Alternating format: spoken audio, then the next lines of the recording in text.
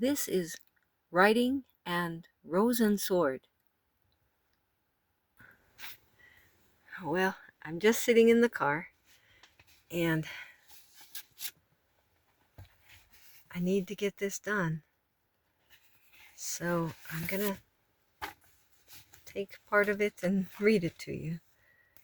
I'm going to read the main essay. I'm going to skip right to it. I showed you the front cover, at least I tried to just now. It's a regular book and it's typewritten. I like this part though. Let me see. See, it's on the steering wheel. Yeah, I'm in the countryside, and it's just springtime, but it hasn't gotten all dry yet. But this part, okay, so I'm gonna show you. I wrote this, it's almost like a poem at the top. The main thing is the dedication of this book is to God. As He helped me understand things, He gives us life, He helps us understand things, and now He's helping me to write things down. He helped me this time. This was finished, this book, in 2003, and it's 2026 right now, April. And, well, at the top it says, a storm to a river is fullness. That's like trials in our lives, storms. The flood makes the trickle a roar. That's like tribulations we have. Then the cliff makes a cascade of crystal, signifying loss, and life blooms on every shore. Gain. So God uses tough things to get good things done in our lives. Dedication to God. Then there's verses I wrote. Fire and hail, snow and vapors, stormy wind fulfilling His word. Let them praise the name of the Lord, for His name alone is excellent. His glory is above the earth and heaven. That's Psalm 148, verses 8 and 13.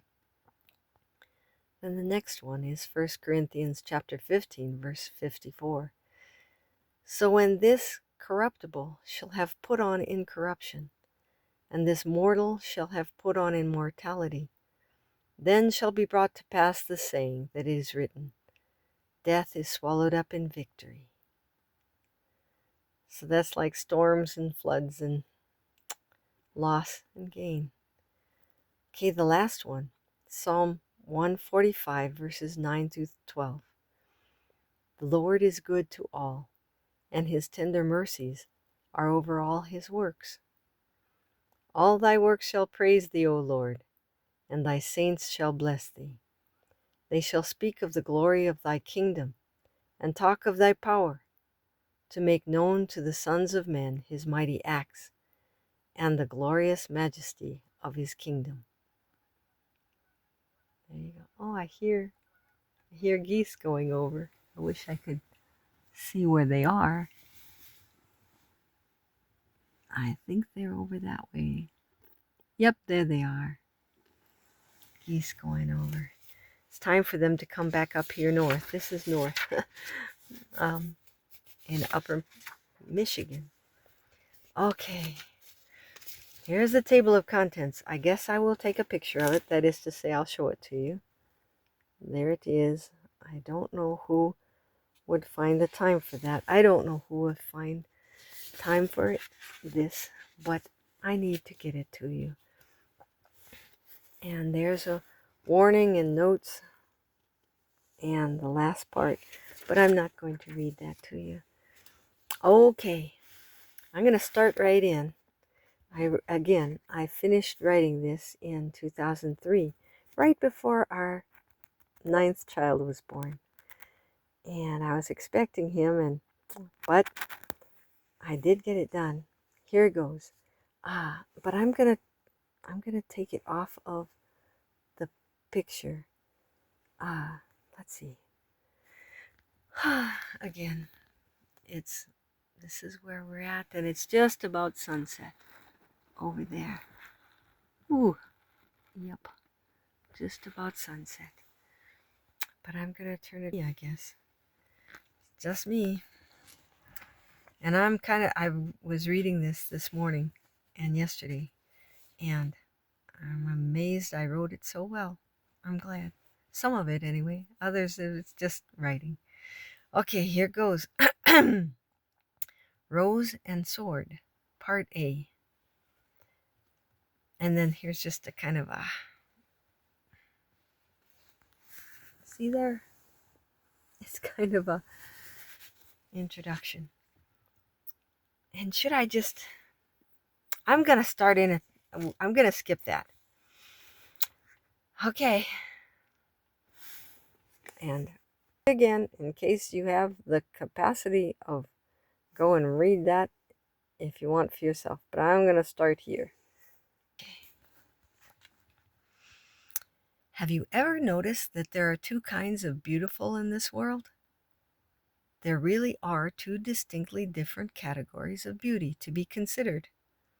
Elizabeth and I, that's my daughter and I, our daughter, our second oldest.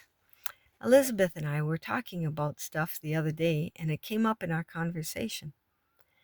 It was a new idea, and so we scouted it out as best we could. We came up with a list of qualifications for each of the categories. But first we named the categories, which is how this essay got its name. The categories? Rose and Sword. I am glad I have jumped right in and gotten this far. But where to from here? It really is a lot easier to talk about things than to write about them. But since writing can be held over great time, transmitted over great distance, and be beneficial to a great number of people, well, then it can be worth it to try to wrestle an idea onto paper, if you've got the wherewithal for the task. Thing is, I don't know if I have the wherewithal. But, well, I'll try it anyway. So then, two kinds of beauty. We imagined a beautiful, voluminous hybrid tea rose in full bloom, and a beautifully crafted, engraved, and polished sword. They are both beautiful, each in their own way. They share that characteristic. Then, under the headings Rose and Sword, we listed their other, obviously dissimilar characteristics. So under Rose, there is soft, rounded, full, soft glow, flowing edges, living, temporary, flexible, God created. But the other characteristics of Sword? Hard, straight, flat, hard shine, sharp edges, not living, enduring, stiff, man-crafted.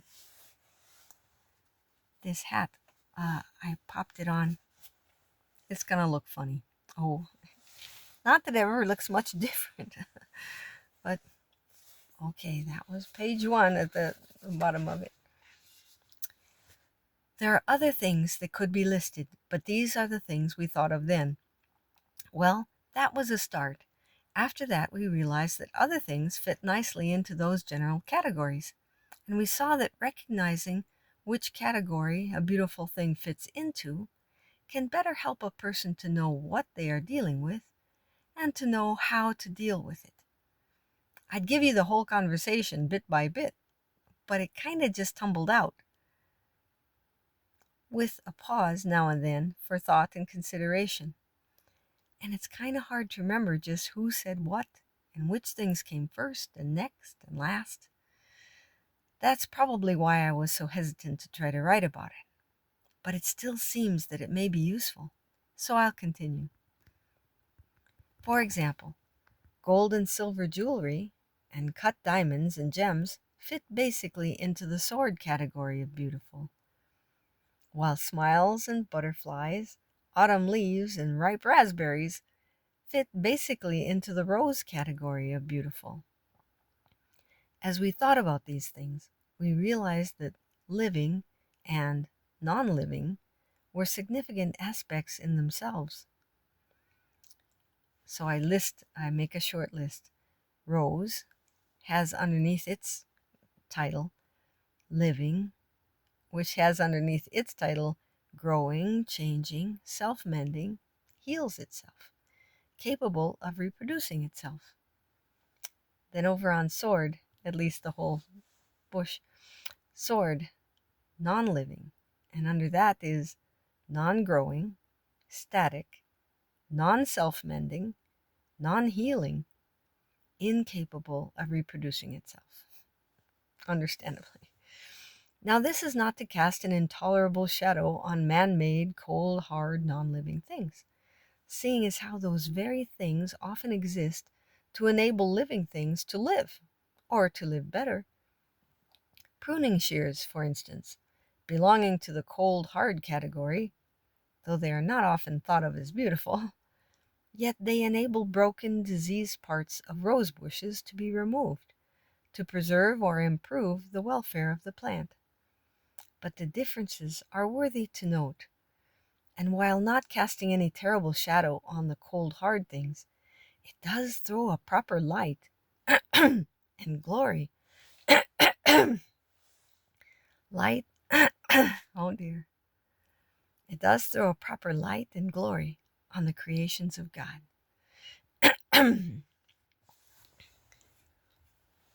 Simply put, man's creations don't come anywhere near the glory of God's creations, nor the ability of God's creations, nor the enduringness through procreation of God's creations. God has really got something there, and it is He that created all the primary materials that we use to make our creations. He sure is something, all right. He's generous. He's brilliant. He's got an eye and a touch for beauty. And he has even extended that touch to the making of us as human beings. The beauty, the wonder of cells, of muscles, of circulation, of form, of movement, of sight, of thought. And even animals have these. But look, He made us humans capable of engineering flight mechanically. And think what He had to build into us to enable us to design and to build, or even to paint, or to landscape as we do. Then I went on writing, but I came back and wrote this paragraph in the middle. At this point, some readers may want to skip this next part between the dotted lines, because I put dot, dot, dot. It's detailed and complicated and, well, kind of boggling, even for me, and I wrote it. It just didn't seem that I ought to leave it go unsaid. It's just so amazing what capabilities God has managed to create in us. We take most of them for granted, even like our digestion of things, either physically of food or mentally of ideas, is taken for granted until they cease to function. But why miss the show and the chance to applaud? So I wrote here about things like that. But since it's quickly, bluntly, and crudely expressed, and besides, the Lord Himself graciously has never insisted that we take note and appreciate these things, it seems that I should let you take a shortcut too, if you'd like. So head for the second dotted line, either now or later, if it gets too boggling. Let me see how many. It's only a little more than half a page. Okay, it starts a tiny bit at the bottom here. In order to design and to build, so I lift up the page so I can read it. In order to design and to build, or even to paint or to landscape, dot, dot, dot. The eye had to be made to see with precision both line and color, both distance and breadth and texture, etc. So this is a list of things in order for us to design and build. Then the mind had to be able to translate that information and compare it with a zillion other remembered experiences and remembering and recalling with ease are unfathomable faculties in themselves, to enable us to use our capacity to judge the beauty, the significance, the benefit, and the consequence of the things seen. So, first of all, we're looking at stuff, but we had to think. God made us able to recognize value, function, all sorts of stuff. That's why I put it between dotted lines, because it's a whole lot of talk. And some people won't be interested that still might like the essay as a whole. Whereas there'll be some people who like this stuff too. So that's why I wrote it. And it'd be useful. Maybe it will. Okay, I better keep going. To enable us to use our capacity to judge the beauty, the significance, the benefit, and the consequence of the things seen, in order, from that mental standpoint, to create a new arrangement of material, with our capacity to manipulate and act upon the materials that we have at hand, in order to make a new object, and perhaps even to demonstrate it for others. In order, can I show you? Turn it around.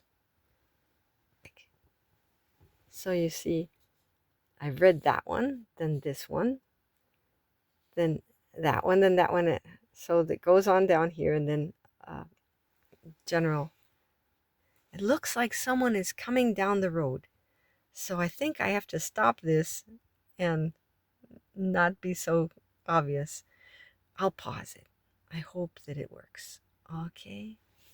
I need to put on my glasses so I can see people at a distance who may be coming. Okay. Be right back. That was our son. And he came by in a truck, and we put down the windows, and he said, I have ducklings. So I think he just went and bought ducklings from the farm store here. I don't know. But they have a farm behind our daughter and son-in-law. Life, hey? Life. Okay. So I showed you the list of things. With our capacity to manipulate and act upon materials that we have at hand in order to make a new object and perhaps even demonstrate it for others. In order, hopefully, which hoping is a necessary capacity in itself, in order to spur an understanding of how the thing might be thereafter manipulated to function in such a way as to bring about a significant change in the lives of those whom the maker intends to benefit from that object. Next dash. This would require some capacity to study sociology, not always through books, but necessarily through real-life experiences, and the ability to attractively present the new object, even if you make a paper airplane as a kid and you go show it to your parents, for them to say, oh, neat, instead of, what? you need to figure out, use your brain to present, look at what I did and how come I did it, and they have to use their brains to care too, and we need to do that. Okay. And the ability to attractively present the new object so that people around it can understand the benefit of that thing, because it might not be a paper airplane, it might be you never know what someone can come up with. I mean, they've made things. Because if they don't see and comprehend the use of it, they cannot engage themselves with it in such a way as to support it or benefit from it. Or conversely, it may be necessary to carefully hide the great benefit of the thing in order to avoid arousing envy or greed in those around. Say you're at school and you make a really, guys, just sitting here, I can't think of things, but if you make a really nifty duster is all I can think of. You grab some feathers, put it together, and make a duster. But you know that one might get irritated at you for making something and they didn't think of it. So you kind of hide the thing until you get somewhere where you can show someone who, oh, that's just what I needed, whatever it was. So that's how come it's between dotted lines. Okay.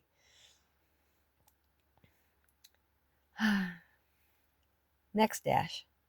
Which thoughtfulness and skill, that kind of thoughtfulness and skill, like to be quiet about something if it's going to irritate somebody or arouse envy or greed. It says, which thoughtfulness and skill requires a mind that can look ahead and recognize the social dynamics going on and tactfully avoid sticky social problems such as these situations may present. Not to mention, now this is the last little paragraph, not to mention that our physical ability to create a new arrangement of materials requires a thoughtful, skillful, artful God in creating us to be able to grasp materials and work on them by way of muscle and coordination and a complex and detailed knowledge of physics that He has enabled our minds to comprehend, so that we might take and cause precise changes in the material we work with, so as to bring that material into line with what we have imagined and projected in our minds, so that these materials might do the job we want them to do. See why I said I'm kind of amazed that I wrote this? It's pretty well written and very complicated. It's got ideas though. It means something. And don't worry about it if it's not something you enjoy, don't continue. Don't worry about it. However, this next part might be some of it's more fun, just easy. Okay, here goes. Be it building a birdhouse or a jumbo jet, there is great benefit possible. There are all kinds of benefits possible, even though the materials used are usually hard, cold, and lifeless, as surely as the tools are hard, cold, and lifeless that are used to work on and transform those materials. Yet without the soft, warm, living, wondrous tools in body and mind and soul that God has given us, we couldn't have made anything at all. In fact, we couldn't do anything but flounder and blubber, if we could manage to do even that, vulnerable as we'd be. But God is good, and He is the wondrous mastermind creator of all of us lesser creators. And so that could almost be the end. And how many minutes? 22 minutes! I'm on page 3. This is going to take a while, but it might be worth it. And I haven't managed to read it to you till now. And I've been like, come on, I need to get it done. I want to get it to people. So that if there's 1 in 100, 1 in 1,000, there are millions of people out there. That's still a lot of people. And I don't know how it will get to them. But God could get it to who it would actually help. So, and it's written down. I could just take pictures of it and send it. But there's a lot of people who need to hear it first and know what the attitude was, at least, of the person who wrote it. So you're mostly getting the attitude that it was written with and that so this was 03, 0203, and this is 2026, so that it's over 20 years ago. Yeah.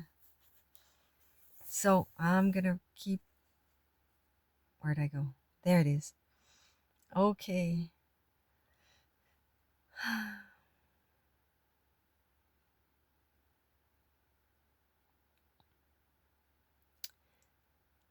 So then I start in again. And our creations are largely attributable to Him, to God, since He not only created us to create, but also gave us the stuff to create things out of, and society to both support and to challenge us. For imagine how far any of us would get if we had not had a mother or some sort of nurturer to feed and to care for us for that first 6 months or so. And who would have gotten far if they were, at 6 months or 2 years or 10 years, left in the open to fend for themselves for the rest of their lives. A person needs society to support them for quite some time while they grow and learn stuff before they can go on and become a real contributor and creator or inventor.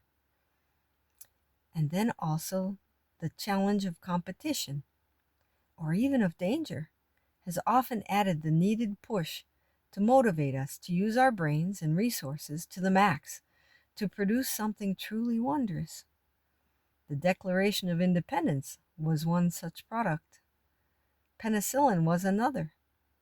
The automobile, likewise, could be on the list. Next page, page 4. And it's getting cold, so I won't be able to be here long, but 25 minutes. Should I leave it at that? I'll go for 30. Let's see how far I can get. And to think of how much ability God has given even to the mammals and birds and fish and insects, etc., and the coats he has clothed them with, and the built-in mechanisms he has designed for them, and the provisions he has supplied them with, and the inborn knowledge of how to live, each in its own way. He himself supplies their needs, and while he makes no promises of a long life to any of them, nor to any of us, still he has assured us through his Son, Jesus, that not one sparrow is forgotten of him, as found in the book of Luke in the Bible, chapter 12, verse 6. And again in Matthew 6:26. That's chapter 6, verse 26. Quote, "Behold the fowls of the air, for they sow not," that means plant not, "neither do they reap, nor gather into barns, yet your heavenly Father feedeth them. Are ye not much better than they?" He cares for them and for us. Yet look at what a mastermind he has. He gave us the gift of vulnerability, in that he gave us neither fang nor claw, nor thick fur nor flighted feather, but he drove us into using our minds to protect and to provide for and to defend ourselves and others. And he allowed there to be challenges of weather and of nature and even of man to provoke us to choose a path, decipher a path, or create a path and tread it toward him or not toward him.